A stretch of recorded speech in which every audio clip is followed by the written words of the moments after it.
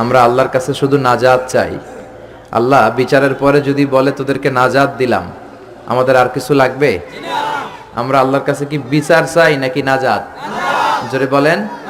রোজ হাসরে আল্লাহ আমার করোনা বিচার, আল্লাহ করোনা বিচার।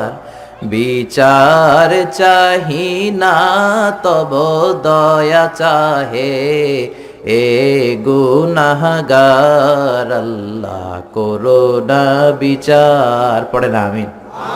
আমরা কি বিচার চাই না দয়া চাই? কোনো বিচার টিচার আমরা চাই না, আমরা আল্লাহর দয়া দিয়ে জান্নাতে যেতে চাই, ঠিক কি না? বনি ইসরাইলের একজন আবেদ অনেক ইবাদত করেছিলেন আল্লাহর, সে রাতে ঘুমাতো কম, খাইতো কম, এরকম একজন আবেদ in the day of judgement Allah তাআলা তাকে বলবে, ইয়া আবদি উদখুলিল জান্নাতা বিরহমাতি, হে আমার গোলাম, আমার দয়ায় আমার রহমতে তুমি জান্নাতে ঢুকে যাও। বনি ইসরাইলের এই আবেদ বলবে, বালবি আমালি, আপনার দয়া দিয়ে ঢোকা লাগবে কেন, আমি আমার আমল দিয়ে জান্নাতে যেতে চাই। নামাজ তো আমি কম পড়ি নাই, তাহাজ্জুদ তো আমি কম গুজার ছিলাম না, জিকির তো কম করি নাই, তো আপনার রহমতে যাওয়া লাগবে কেন, আমি জান্নাতে যেতে চাই আমার আমল দিয়ে। আল্লাহ বলবে, বড় ভুল করলি রে বান্দা, কারণ আমি হচ্ছি বড় সাহেব, রাজাধিরাজ, আমার সাথে হিসাব নিকাশ চলে না। ঠিক আছে, তুই যখন হিসাব নিকাশ করতে চাস, লেটস মেক এ ক্যালকুলেশন, চল একটা হিসাব করি। তোর সারা জীবনের ইবাদতগুলো আমলগুলো একটা দাঁড়িপাল্লায় রেখে দে, আর আমি যে দয়া করে মায়া করে তোকে একটা চোখ দিয়েছি, এই চোখটা আরেক পাল্লায় রেখে দে। এরপরে ওজন দেওয়ার পর দেখা যাবে মুহূর্তের মধ্যে চোখের পাল্লাটা ভারী হয়ে যাবে। শুধু চোখের যে নেয়ামত দিয়েছে এই পাল্লাটা ভারী হয়ে যাবে। আল্লাহ বলবেন, have a look to the calculation, তুই না হিসাব করতে চাইছিলি, এবার হিসাব করে দেখ। হিসাব বলে তুই এখন জাহান্নামে যাবি, go to the hell fire, জাহান্নামে যা। এবার সে হাত জোর করে ক্ষমা চাইবে, আল্লাহ আমি বুঝি নাই, আমি আন্দাজ করতে পারি নাই, আপনার রহমতের দরিয়া যে এত বড়, আপনি যে রহমত দিয়ে আমাদেরকে ধন্য করেছেন, আমার ইবাদত যে আপনার দয়ার সামনে কিচ্ছু না। আল্লাহ আমি হিসাব চাই না, যোগ বিয়োগ চাই না, ক্যালকুলেশন চাই না, আমি আপনার রহমতে জান্নাত চাই। আল্লাহ বলবেন, now you are on the right track, এখন তুমি লাইনে আসছো বান্দা, এখন তুমি লাইনের কথায় আসছো। কেউ তার আমল দিয়ে জান্নাত পেতে পারে? আল্লাহ বলবে, উদখুলিল জান্নাতা বিরহমাতি, go to the paradise with my mercy, আমার দয়ায় আমার রহমতে আমার ভালোবাসায় এবার জান্নাতে ঢুকে যাও।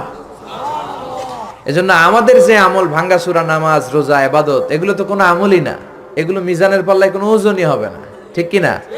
তবে আমাদের ভরসা আছে একটা, আল্লাহর দয়া, ঠিক কি না? এটার উপর ভরসা আছে আছে না? ভরসা আমলের উপর, আমলের উপর যারা ভরসা করছেন এদের সব শেষ। কিন্তু আল্লাহর দয়ার উপর যাদের ভরসা, আল্লাহর রহমতের উপর যাদের ভরসা, তাদেরকে পার করে দিবে কে? কেউ যেটা পারে না পারে কে? কেউ যেটা বুঝে না বুঝে কে? কেউ যেটা দেখে না দেখে কে? আমরা আল্লাহর দয়া চাই, আমরা আল্লাহর কাছে নাজাত চাই। আমরা শুরুতে আল্লাহ রাব্বুল ইজ্জাত ওয়াল জালালের দরবারে শুকরিয়া জানাই যে আল্লাহ তাআলা এরকম চমৎকার একটা পরিবেশে আমাদেরকে মহাবিশ্বের মহাবিশ্বয় মহাগ্রন্থ আল কোরআন আল কারীম থেকে কথা শুনবার জন্য একত্রিত হওয়ার তৌফিক এনায়েত করেছেন। আসুন সবাই হৃদয় নিংড়ানো মনের সবটুকুন ভালোবাসাকে উজাড় করে দিয়ে, সিংহ শার্দুলের মতো গর্জন করে, আকাশ বাতাস প্রকম্পিত করে, মন প্রাণ বুক মুখ একসাথে করে আমরা আওয়াজ করে পড়ে নিচ্ছি কালিমাতুশ শুকুর, আলহামদুলিল্লাহ। সবাই পড়েন, রব্বানা লাকাল হামদ হামদান কাসীরান তাইয়িবান মুবারাকান ফীহি ইয়া রাব্বি লাকাল হামদু কামা ইয়ানবাগি লিজালালি ওয়াজহিকা ওয়া আযীমি সুলতানিকা লাকাল হামদু বিল ঈমান লাকাল হামদু বিল ইসলাম লাকাল হামদু বিল কোরআন। আমরা প্রশংসা করলাম কার? আল্লাহর প্রশংসা করতে ভালো লাগে সবার? আল্লাহর জিকির করতে ভালো লাগে? তাহলে আসেন আল্লাহর তিনটা ডাক দিয়ে আমরা আলোচনা শুরু করব। আল্লাহরে ডাক দিব, আল্লাহু আকবার বলে ডাক দিব, তারপরে আমরা আলোচনা শুরু করব। আমার সাথে সাথে সবাই আওয়াজ করে তিনটা তাকবীর দিবেন, আওয়াজ তুলে পড়েন, লিল্লাহি তাকবীর, লিল্লাহি তাকবীর, লিল্লাহি তাকবীর। আল্লাহ আমাদের স্লোগানকে তুমি কবুল করো। এই স্লোগানকে তুমি আমাদের নাজাতের ওসিলা বানাও।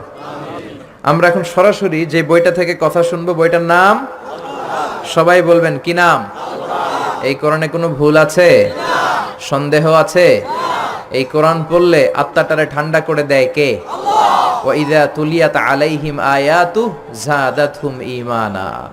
এই কোরআনের তেলাওয়াত যখন কারো সামনে করা হয় তখন মুমিনদের, ইমানদার, ইমানওয়ালা বান্দাদের অন্তরে ঈমান বেড়ে যায়, কলিজাটা ঠান্ডা হয়ে যায়, হৃদয়টা প্রশান্ত হয়ে যায়, ঠিক কিনা? এই কোরআনের এমন সম্মোহনী শক্তি, এমন অ্যাট্রাকটিভ পাওয়ার এই কোরআনের ভেতরে আছে। এই কোরআনের তেলাওয়াত শুনলে, তাফসির শুনলে শুধু মুমিনদের হৃদয়ই ঠান্ডা হয় না, কাফিরদের হৃদয়ও ঠান্ডা হয়ে যায়। চিল্লা এখন ঠিক কিনা?